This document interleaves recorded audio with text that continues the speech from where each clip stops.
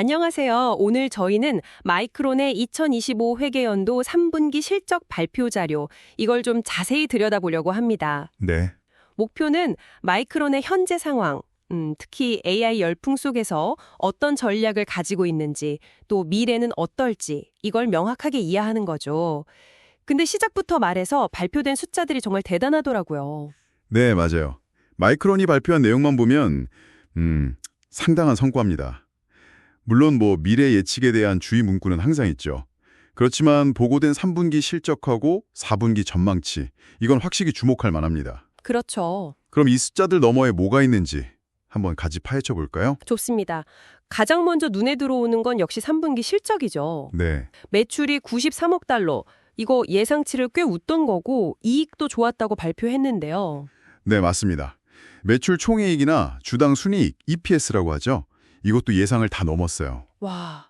근데 4분기 예상치도 보니까 중간값이 17억 달러 수준이더라고요. 또 기록을 경신하겠다는 건데 그렇죠. 이 엄청난 성장 배경 역시 AI 맞습니까? 네, 맞습니다. 그게 마이크론이 지금 가장 강조하는 부분이에요. 특히 데이터 센터 쪽 매출이 전년 대비 2배 이상 늘면서 역대 최고치를 기록했다고 합니다. 2배요? 와. 네, 그 중심에는 역시 HBM, 그러니까 고대역폭 메모리가 있는 거고요. 이 HBM 매출만 봐도 전분기 대비 거의 50% 가까이 급증해서 전체 D램 매출 신기록을 이끌었다, 이렇게 말하더군요. 50% 엄청나네요. 그리고 또 주목할 만한 게 마이크론이 올해 1분기 기준으로요, 데이터 센터용 SSD 시장에서도 점유율 2위 브랜드로 올라섰다고 발표했어요. 아, SSD까지요? 네, 저전력 서버 D램도 계속 강세를 보이고 있고요. 와, 데이터 센터 쪽 성장이 정말 폭발적이네요. 그렇죠. 결국 이런 성장을 하려면 기술력이 받쳐줘야 할 텐데요. 맞습니다. 그 1-감마 D램이나 새로운 낸드 기술 개발 소식도 있던데 이게 구체적으로 어떤 의미인가요? 그냥 더 빠른 칩 이 정도는 아닌 거죠? 네, 정확합니다. 단순히 속도 개선 이상이죠. 1-감마 D램은 EUV, 그러니까 극자외선 노광 기술을 활용하는데요. 이게 반도체 회로를 정말 미세하게 그리는 최첨단 기술이거든요. 아, EUV? 네네. 이걸 통해서 메모리 칩의 집적도, 그러니까 같은 면적에 얼마나 많은 정보를 담는지 이걸 30%나 높이고요.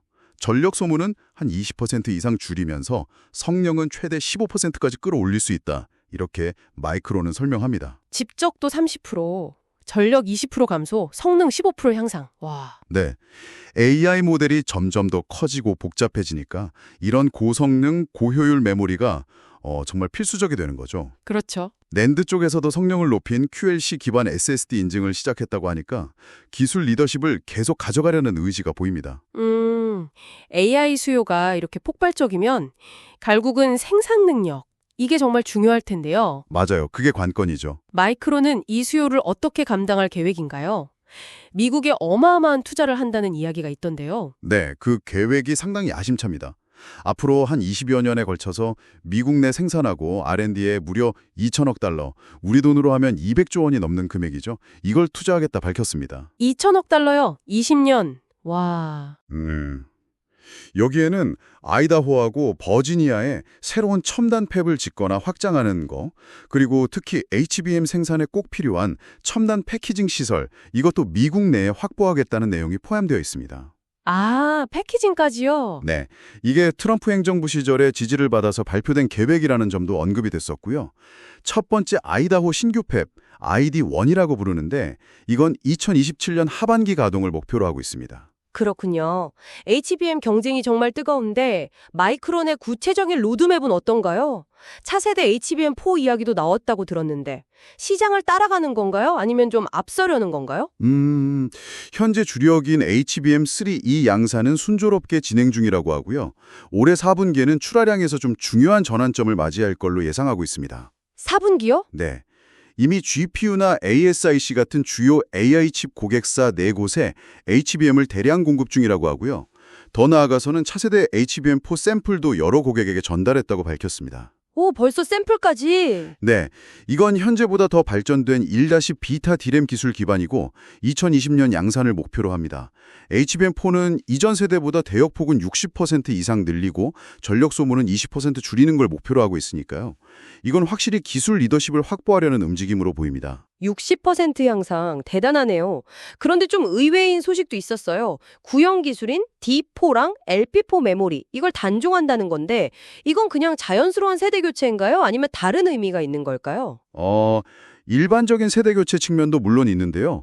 그 이상의 좀 전략적인 의미가 크다고 봐야 할 것 같습니다. 전략적 의미요? 네, 마이크론의 최신 공정, 그러니까 1-베타나 1-감마 같은 건 이제 DDR5, LP5, HBM 같은 고성능 고부가가치 작품 생산에 집중됩니다. DDR4나 LP4는 상대적으로 구형인 1-알파 공정에서 주로 만들었는데 이 생산 라인을 이제 최신 제품으로 전환하려는 거죠. 아, 선택과 집중이군요. 그렇죠. 그러니까 한정된 생산 능력을 AI하고 고성능 컴퓨팅 시장에 올인하겠다. 이런 강력한 신호로 해석할 수 있습니다. 물론 이것 때문에 단기적으로는 DDR4 제품 부족 현상이 나타나고 있고 LP4 부족도 심화될 수 있다. 이런 전망이 나오긴 합니다. 그럴 수 있겠네요. 다만 자동차나 산업용처럼 장기 공급이 필요한 고객들한테는 계속 1-알파 기반으로 지원할 예정이라고는 합니다. 그렇군요. 그럼 전반적인 시장 상황하고 마이크론의 재무 전략, 이건 어떻게 요약할 수 있을까요? 2025년 메모리 시장 전체적으로 보면요. D램이 한 10% 후반대, 낸드가 10% 초반대 수요 성장이 예상됩니다. 네. 근데 여기서 흥미로운 점은 마이크론이 HBM을 제외한 나머지 D램과 낸드에서는 이 시장 성장률보다 낮은 수준으로 공급을 관리하겠다고 밝혔다는 거예요. 아, 더 적게요? 왜죠? 이게 의도적으로 공급을 좀 타이트하게 유지해서 가격 결정력을 높이고 수익성 좋은 제품 위주로 판매하겠다. 이런 전략으로 보입니다. 아하, 수익성 중심 전략. 네, 실제로 3분기에 상당한 잉여 현금 흐름 19억 달러를 창출했고요. 4분기에도 이런 긍정적인 흐름을 예상하고 있습니다.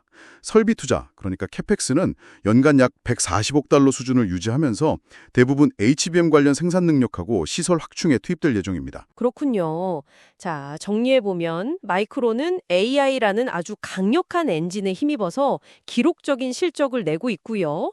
앞으로도 HBM과 차세대 기술 리더십 확보, 그리고 대규모 미국 투자, 또 영리한 공급 관리, 이런 것들을 통해서 이 기회를 최대한 활용하려는 모습이네요. 맞습니다. 오늘 이 분석을 통해 마이크론의 현주소와 앞으로 나아갈 방향에 대한 핵심적인 그림을 그리는 데 좀 도움이 되었으면 좋겠습니다. 네, 마지막으로 이런 점을 한번 생각해 보시면 어떨까 싶습니다.